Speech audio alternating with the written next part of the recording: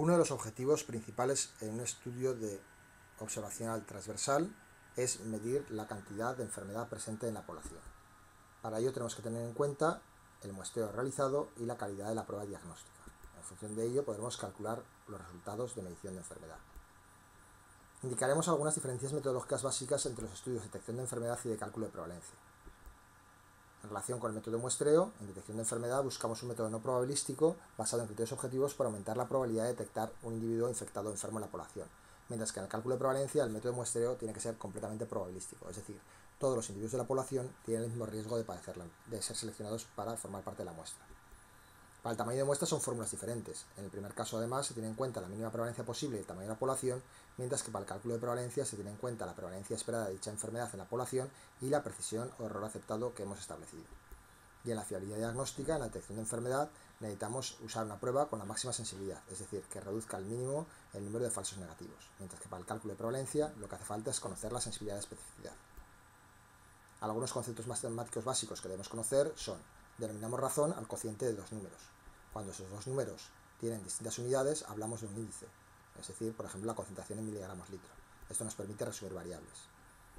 Cuando el numerador está incluido en el denominador, estamos hablando de una proporción, y los valores, por tanto, posibles estarán entre 0 y el 1.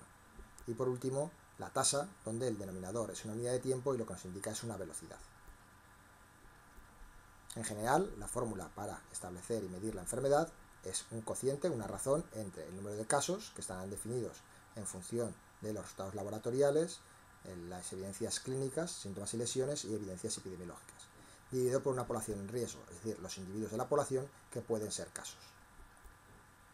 Las mediciones clásicas en un estudio transversal son: a partir de la población en riesgo, donde tenemos un determinado número de casos y de estos un número de individuos están muertos, lo que calcularemos será como morbilidad el número de casos partido por la población en riesgo.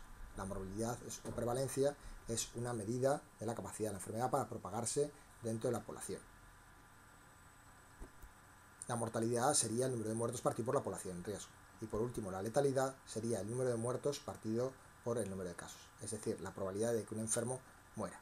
Por lo tanto, es una medida de la virulencia de la enfermedad. La letalidad se puede expresar como mortalidad partido por morbilidad. A veces se realizan estudios de forma independiente en cada uno de los estratos, por ejemplo, basado en cuotas, de forma que la muestra obtenida no es homogénea con la población.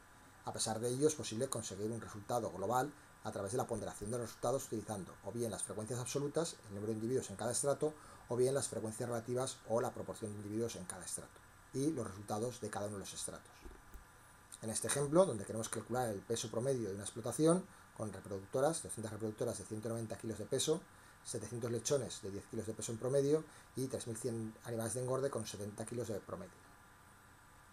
Puede ser tentador hacer una media aritmética de los tres valores y, por tanto, sumar los tres valores y dividir por 3 y obtener un resultado de 90 kilos. En este caso, el resultado sería incorrecto. Solamente sería válida esta aproximación cuando el tamaño de los estratos fuera exactamente el mismo en los tres casos. La forma correcta de hacer el cálculo de la prevalencia global o del peso medio global sería realizar una media ponderada, en este caso basada en las frecuencias absolutas, es decir, el número de individuos en cada estrato. Para ello multiplicaremos el peso, el valor que queremos promediar, por el número de individuos y dividiremos por el total de individuos. Por lo tanto, el resultado en este caso es 65,5 kilogramos, que será el peso promedio ponderado de la población. Si en lugar de tener el número absoluto de individuos, la frecuencia absoluta, tenemos las frecuencias relativas, en nuestro caso un 5% de reproductoras, 17,5% de animales de lechones y 77,5% de animales de engorde, el cálculo sería multiplicar esa frecuencia relativa por el peso promedio de cada estrato y sumar los resultados. Y obtendríamos el mismo valor de 65,5 kilogramos. En un caso donde queremos realizar el cálculo promedio de la prevalencia global de una granja, donde hay 300 vacas de raza pirenaica y 1100 de raza frisona, donde hemos visto que la frecuencia de mamitis es diferente, hemos calculado que el 10% de las vacas pirenaicas tienen mamitis en el último año, mientras que en la raza frisona era un 60%, para calcular el porcentaje promedio no hay que hacer 10 más 60 dividido para 2 para que dé 35, sino que habrá que tener en cuenta el tamaño de la población. Es decir, cuando tengamos resultados estratificados, lo primero que tenemos que preguntar es cuántos individuos había en cada estrato. De esa forma, para calcular la frecuencia promedio, utilizaremos la fórmula basada en frecuencias absolutas y el resultado sería ese 10% multiplicado por 300 animales más 60% de prevalencia de mamitis por los 1.100 animales que han presentado ese resultado y dividido por el total de animales, que son 1.400. Es decir, el promedio no es 35%, sino 49,29% sería la prevalencia promedia ponderada de mamitis en la explotación. Por último, un caso particular es la posibilidad de calcular prevalencias cuando trabajamos con pools de muestras, algo muy habitual en determinadas poblaciones, por ejemplo en peces.